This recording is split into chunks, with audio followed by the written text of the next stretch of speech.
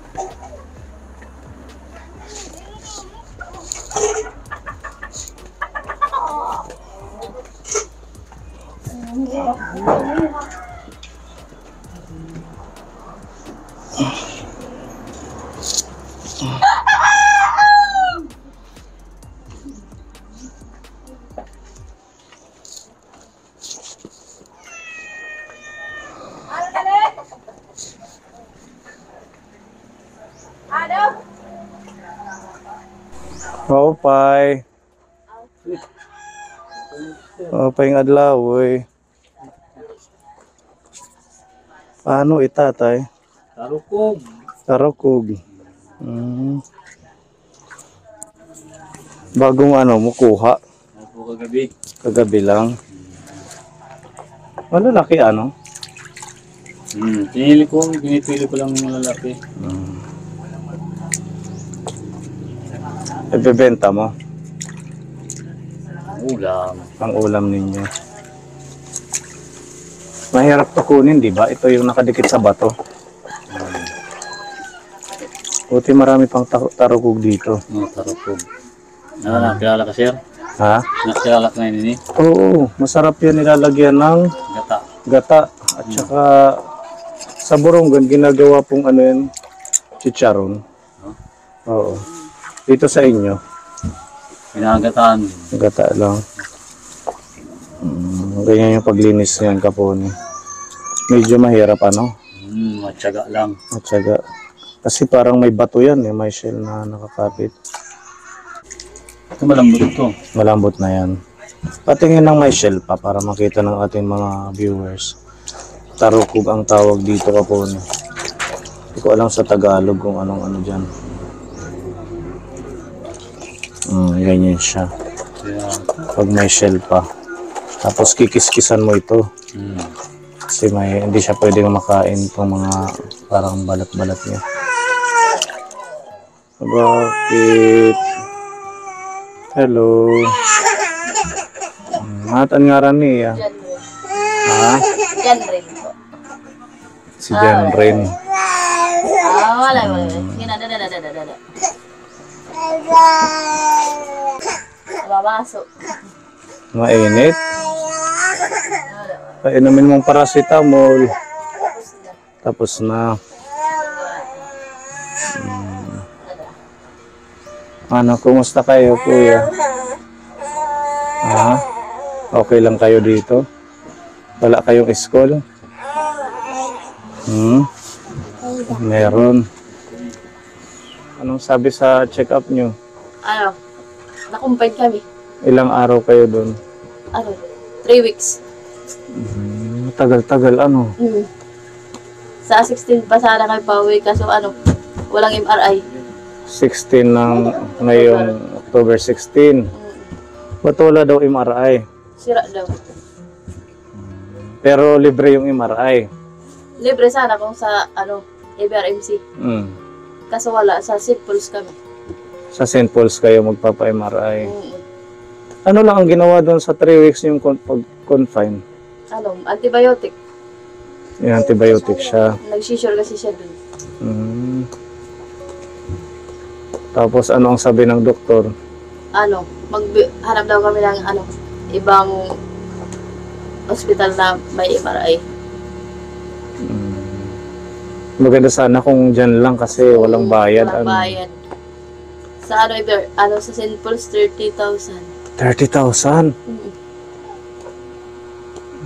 15 lang yung namin sa DSWD. 15,000 yung nahingi yung libre. Tapos yung 15,000, Wala pa.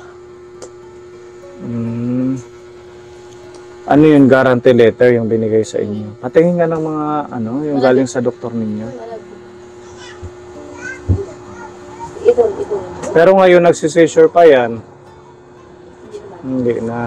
Mula nung na-antibiotic. Oo. Wala.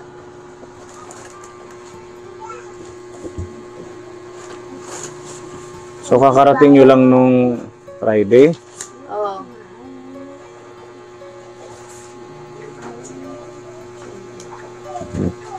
Ano, Bit? Ayaw labot. Sige, wag galawin para makita namin. Huwag nyo wawalain yan, yung mga papel.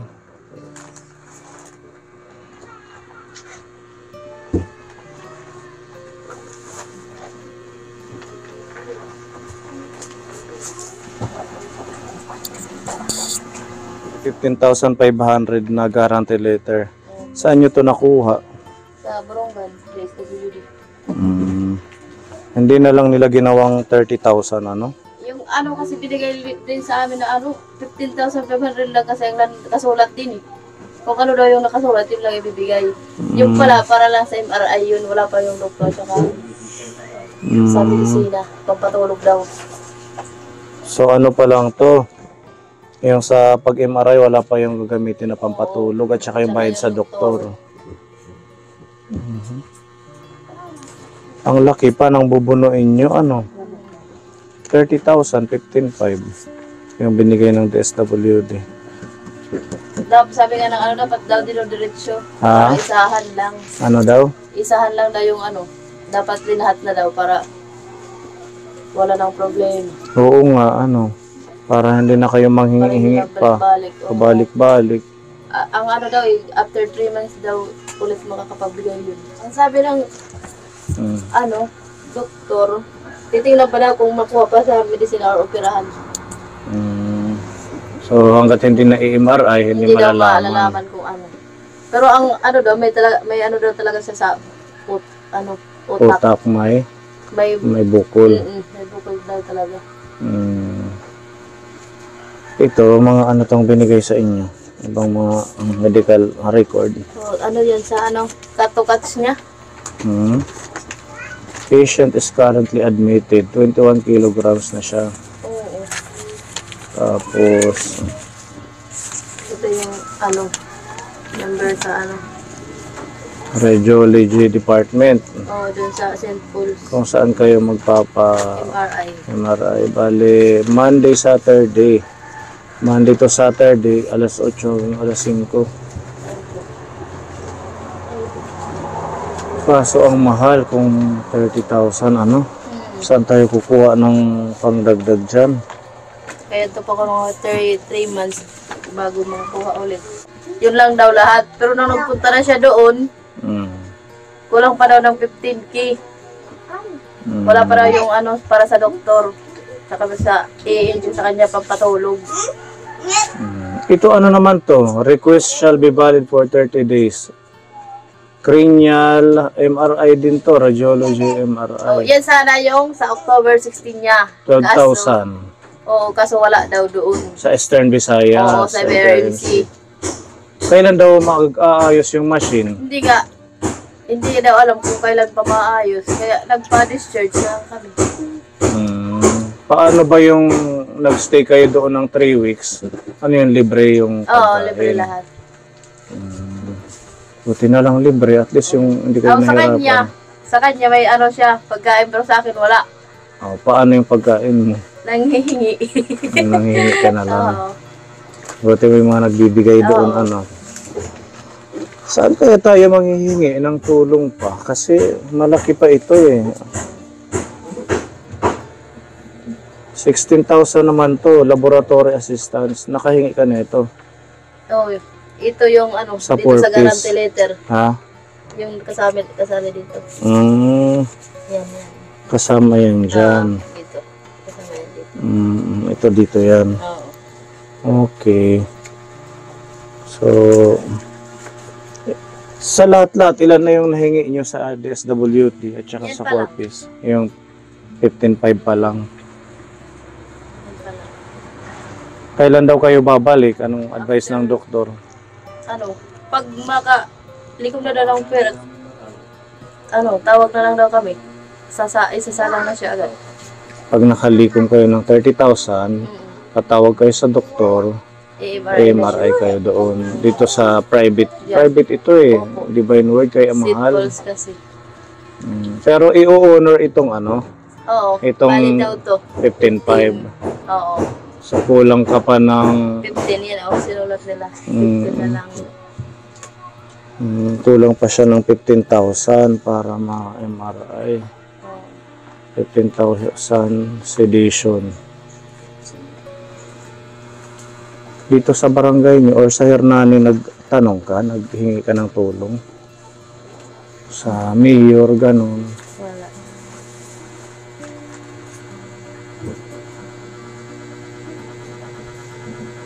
Kailangan mong gumawa ng paraan manghingi din sa iba. Tatay, wala kayong malalapitan na iba dito sa Hernani? Yung mga mayor, konsihal. Ha? Sa tingin. Sa Tingog.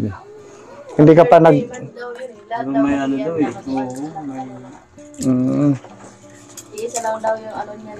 Yung Tingog at saka yung DSWD, Saka purpose, isa lang daw yun. isa lang. After 3 months daw, pwede ka manghingi sa ano naman, sa tingog. Kasi patapos mo sa purpose. Bakit nakahingi ka na sa Tingog? Hindi pa. Pag after 3 months daw, pwede manghingi doon. So, iisa lang siya, hindi siya Oo, pwedeng hindi siya ihingi pwede sa iba-iba. sabay-sabay daw. Ganun ang palang patakaran. proseso niya. Oo, yun ang proseso nila. Akala namin pwede pa ulit manghingi sa tingog kasi purpose yan eh. Hindi pala. Kala natin na pwedeng Oo. bawat department pwedeng Oo. iba-ibang magbigay sila. Oo, hindi pala. Isa lang pala, ano. Oo. So, kailan mo to hiningi? Ngayong buwan lang? Mm-mm.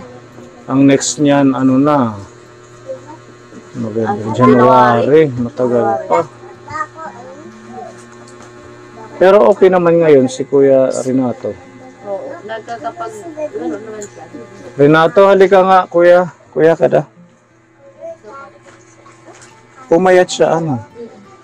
Patingin ang mukha mo, Kuya. Okay ka lang? Hindi rin masakal din, he. Ha? Naku, ang painhiya na sinat. Minsan may sinat-sinat. Yung ganun daw, epekto ng kanyang bukol. Pag sinat siya. Pero may ano na, yung maintenance niya pala, pinapatuloy pa rin. Nasaan? Patingin ng Yung maintenance. pinobarbital pa rin. Ah, yung pinobarbital. Meron ka pa? Opo. Doon sa hospital kasi, in-stop muna. Doon pag-uwi na. Continue na naman.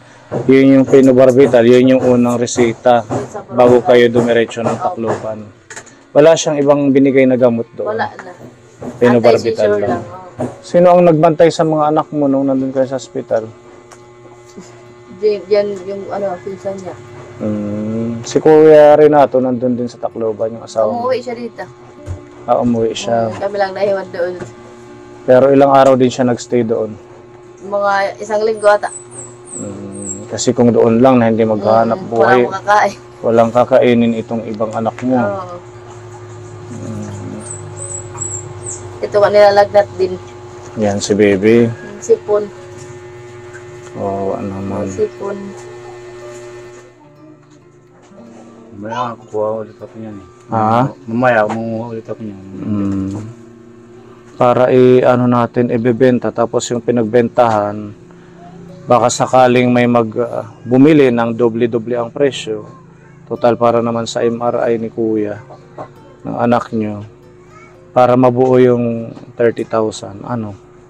Kasi ang aming ano lang dito, ang aming pondo lang na maibibigay 4,000. Yun lang yung meron tayo. So kung meron ng 15,000 plus 4, 19, kailangan pa natin ng 11,000. Makakahuli ka ng mga alimango, ganun. Ipopost natin sa ating live. Ano? Kahit ano yung mahuli mo, basta maging ano siya, mapopost. Mabibenta natin. Kami nang magbebenta sa Borongan. So babalik kami dito bukas. Or kung makadami ako bukas, mamaya. Or i-message. Nagme-message naman yung asawa mo, nagme-message sa akin. Pwede rin. I-message nyo na lang ako kung meron na huli para ibebenta natin. Ano? Para makumpleto yung pondo sa MRI. Ano? Mag-iiwan kami dito ng pangdagdag sa MRI. Meron kaming 4,000 dito galing sa ating mga sponsor. Para magamit po ito, makumpleto natin. Kasi hindi din naman namin kaya na yung 15,000 dahil wala tayong ibang pondo. May iba pa tayong tinutulungan.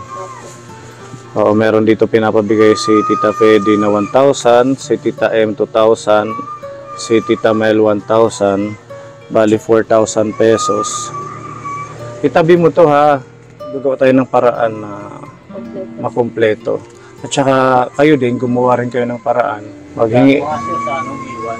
Ha? Sa giwan, kaya ganalis ako nila. Ano po? Plano ko sana sa giwan. Hingi ka ng tulong kay Vice Governor.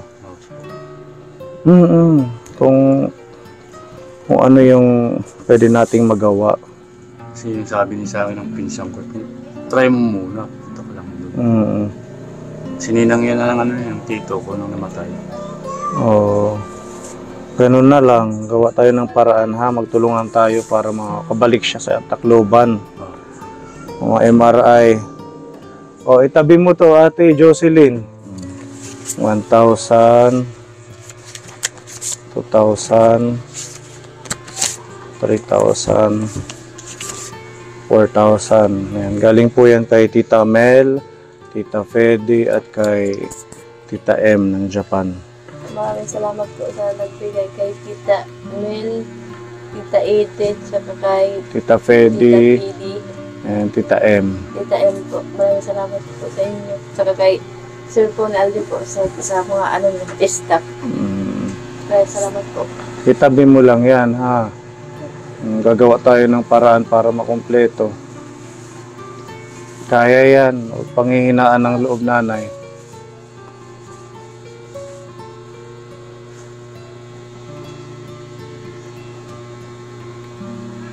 So, kulang pa tayo ng 11,000. Saan si Subukan mo rin sa province, meron makukuhang 5,000 doon. sa province? Sa Kapitolyo? Sa Kapitolyo. Sa Kapitolyo daw. I-message, tanungin muna natin si Mami Lee kasi siya yung nakakalam kung anong mga kailangan doon na papilis. Tapos isesend mo na lang sa kanya. Oo, sige. Makikipag tayo kay Mami Lee.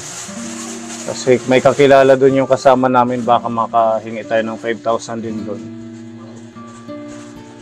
May message na lang kita kung anong kailangang papel ha. Opo, sir. Huwag mong walain ito ha, yung mga requirements, medical Baka report. magbibiyahe papunta Borongan. O kasi hindi tayo pwedeng kumuha, dapat yung magulang Siya mismo. mismo, oo. Kung makahingi ng 5,000, edi 6 na lang. Opo. Magdasal lang tayo, Ate Jocelyn. Salamat po. Sana po, matulungan niyo kami para ma-MRI na po yung anak ko.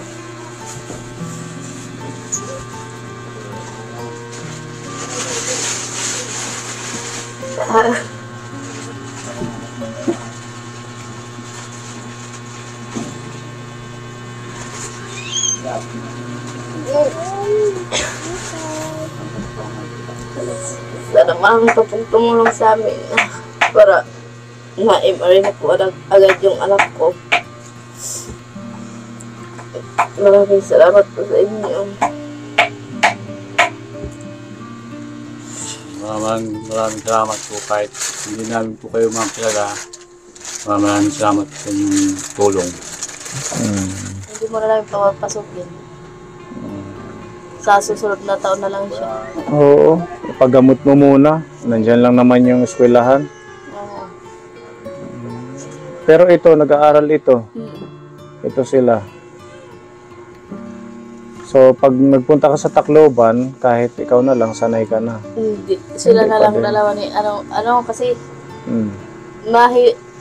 nahihila ko sa nung umuwi nga kami, ako tuloy yung may sakit. Hindi ka sanay sa biyahe. So, si Tatay Renato na lang ang kasama Sila niya. dalawa. Hindi ko kasi kaya yung biyahe na malayo. Pero sanay naman si Tatay Renato sa pag-process. Basta timusan na at pundo ha, magtutuloy kita yung paraan para makabukitin. Tinpapayam aray iya. Sige, message mo na lang ako kung halimbawa makahingi din kayo ng tulong sa iba. Opo, sir. Para kay Kuya Renato. Ayan, nakahiga siguro not feeling well. Ano ba ang sabi ng doktor nung nakita siya?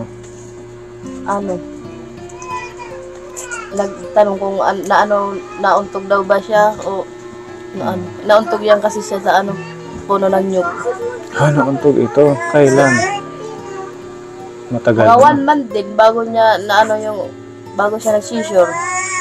So nitong taon lang yun. Naligo kasi sa salog. Malakas yung pagkakauntog. Siguro. Tapos doon na nag-start na nag-seizure siya. After 1 month, nag-seizure siya. Mm. Tapos doon na nakita na may sa ulo. Nung nagpunta na kami sa Burungan. Mm. So talagang meron yung utak niya May daw talaga sabi ng doktor doon sa Bukol. FRMC. May bukol daw talaga sa utak. sana makuha pa sa gamot Oo. para hindi na maoperahan. Pag inoperahan daw ba, ano ba ang explanation sa'yo? Bubutasin dito sa ulo? Bibiyakin na lang. Bibiyakin? Ayaw pa naman ng ulan niya. Ayaw ng lola niya na ipa-opera. Hindi naman gagaling yan kung hindi natin gagawin. Kasi yun ang mga doktor ang nakakaalam. Kung makuha daw sa gamot na lang. Kung sakali, gamot na lang sa Habang maliit pa medyo hindi pa ganun katigas yung kanyang skull. Maagapan pa. Kawawa naman.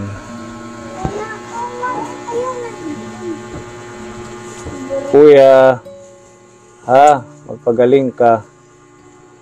Mabalik na lang ako kami.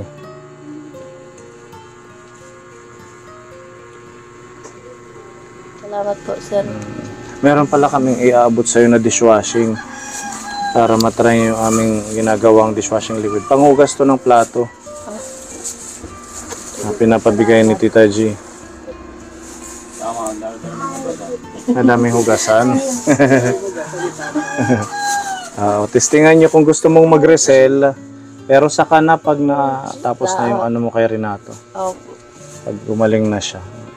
Bebenta-benta mo para may tubo. Pang dagdag din sa kita araw-araw. Maraming salamat po sa tumulong. At saka kay Sir Pony po. Kung hindi dahil po sa kanya, hindi po kami nakapunta ng Tacloban.